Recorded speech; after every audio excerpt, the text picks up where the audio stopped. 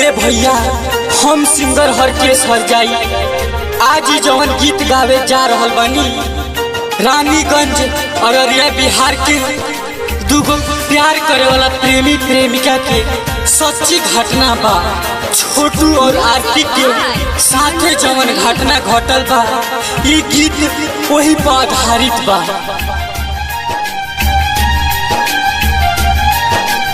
Mix by Mahakal recording studio अंदर बाजार। प्यार कैल होला बाबा जब अपराध हो, दिल तू बनवल करे खाती बर्बाद हो। हे बाबा काहे खातिर दिल बनौनी? प्यार कैल होला बाबा जब अपराध हो, दिल तू बनवल करे खाती बर्बाद हो। घर में बोला के खूबे मारल गइल बा, घर में बोला के खूबे मारल गइल बा।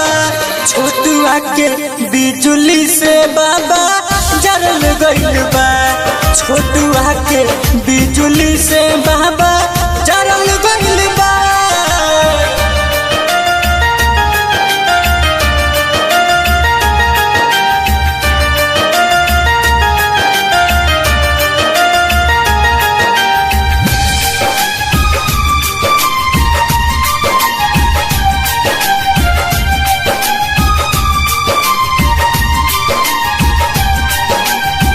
आरती से करत रहे बड़ी उत प्यार हो, साथ कर खातिर रहे पूरा तैयार हो।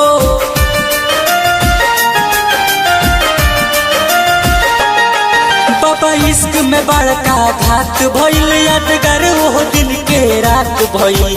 लब के आसियाना के ऊ जड़ल गइल बा, लब के आसियाना के ऊ जड़ल गइल बा। छोटुआ के बिजुली से बाबा जड़ल गइल बा, छोटुआ के बिजुली से बाबा जड़ल गइल बा।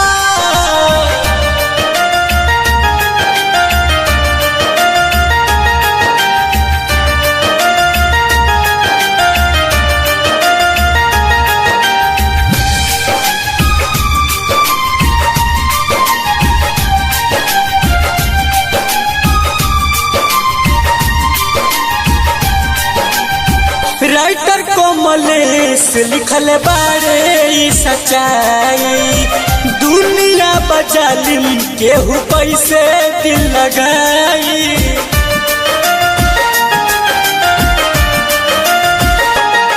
हर किस को है इंसाफ करो, हत्यारन के जनी माफ करो।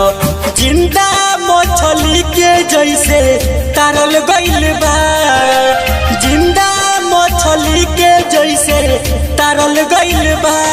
छोटुआ के बिजुली से बाबा जरल गइल बा, छोटुआ के बिजुली से बाबा